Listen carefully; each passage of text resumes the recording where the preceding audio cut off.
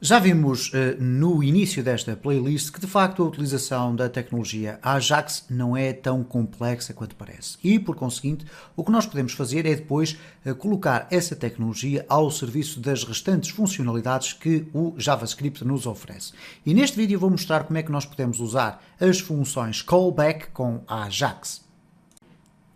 A expressão callback function significa que nós podemos construir uma função que vai ser chamada através do seu próprio nome, passado como um parâmetro de uma outra função.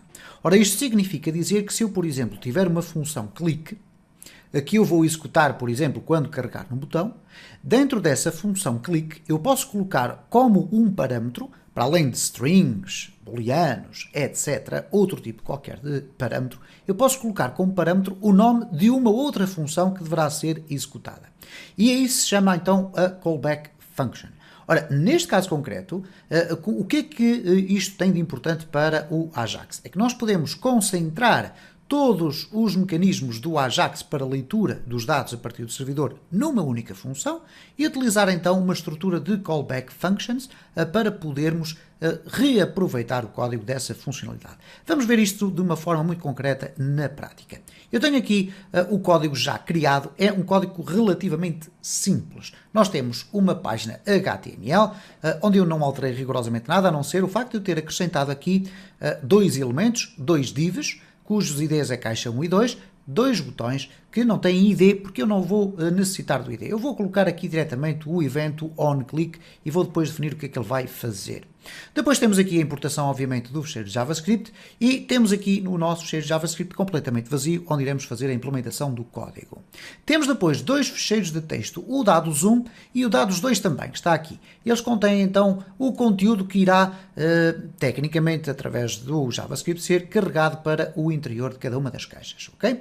Ora, o que nós vamos fazer aqui então é o seguinte: em condições normais nós iríamos escrever um evento click para cada um dos botões e dentro desse evento click nós iríamos repetir as instruções de um pedido e uma resposta de Ajax. Okay? Portanto, teríamos um evento para o botão 1 que iria ter um pedido, iria ter um onReadyResponse, iria ter um open e um get para o Ajax, iríamos repetir exatamente a mesma circunstância para o comando 2. Ora, vamos então ver como é que através da técnica das callback functions nós conseguimos simplificar essas instruções. Então o que nós vamos fazer aqui é criar uma função para gerir as instruções do Ajax. Então vamos colocar aqui function Ajax, vamos lhe chamar assim, ou Ajax FN, por exemplo, para não criarmos confusões, a função da Ajax, ou FN Ajax,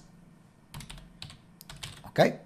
E esta função depois vai ter aqui alguns parâmetros. Ora, o que é que nós necessitamos fazer para implementar um mecanismo de comunicação via Ajax? Nós precisamos de um pedido,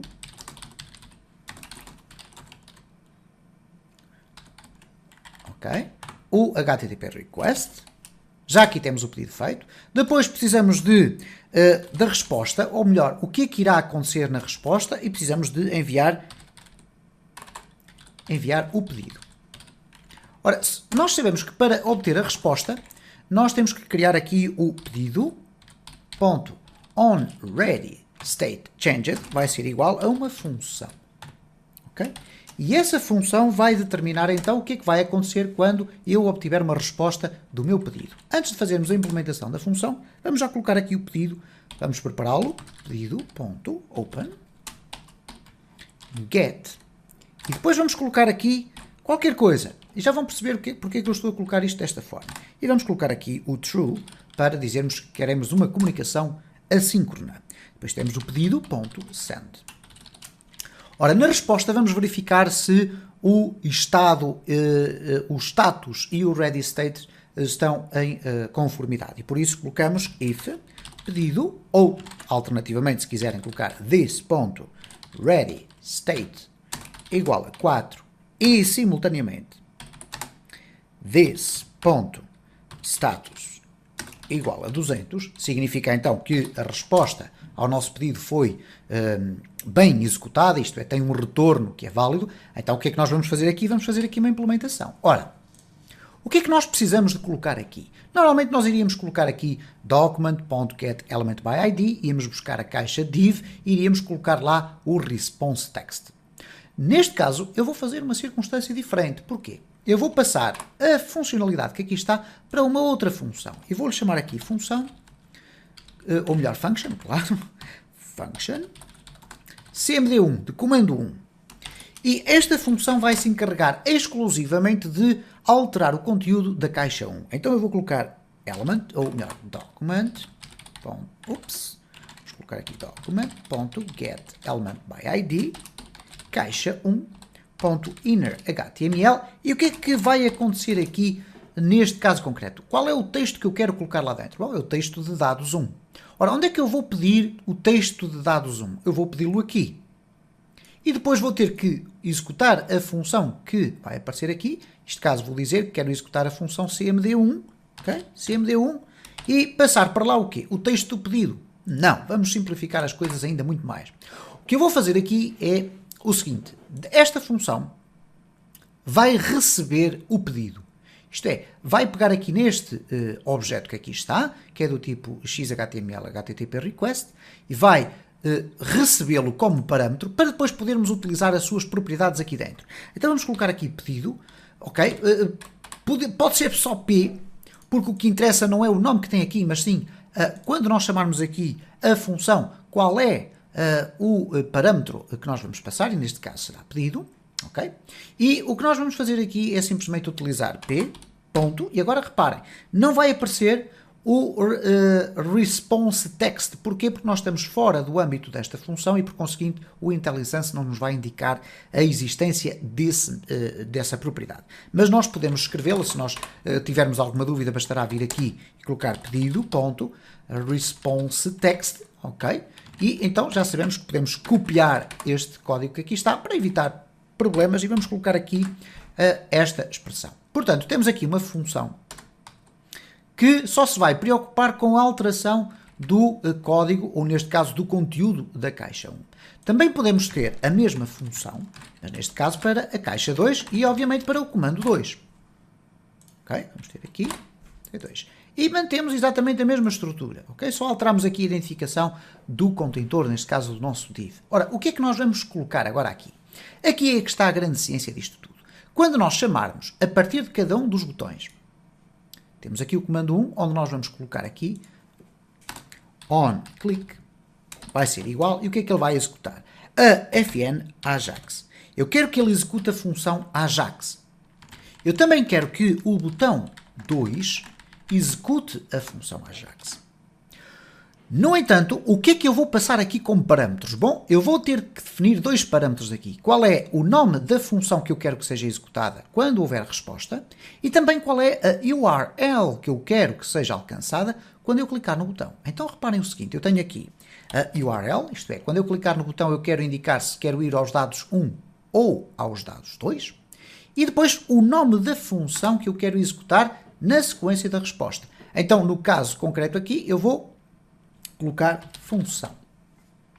E reparem o que é que vai acontecer agora. Quando eu, aqui no meu evento, disser que eu quero que seja dados1.text, será aqui a função que eu quero executar, ou neste caso, a fonte de informação que eu quero, e agora sim eu vou dizer aqui qual é a função que eu quero executar no JavaScript. Ora, qual é a função? É o cmd1. Okay? Então eu vou colocar aqui cmd1. Eu não vou colocar aqui o nome dos parâmetros, porquê? Porque a única coisa que eu vou passar é o nome da função. Depois, dentro do JavaScript, ele vai dizer, ok, há aqui uma função que é necessário executar. Esta função, no caso do botão 1, vai se chamar cmd1. E nós sabemos que ela está aqui. Portanto, ela tem aqui um parâmetro. Como é que nós vamos colocar aqui? Vamos usar aqui função pedido. Ou então, função this, porque ele vai buscar o pedido. Ok? Então, vamos colocar explicitamente o pedido.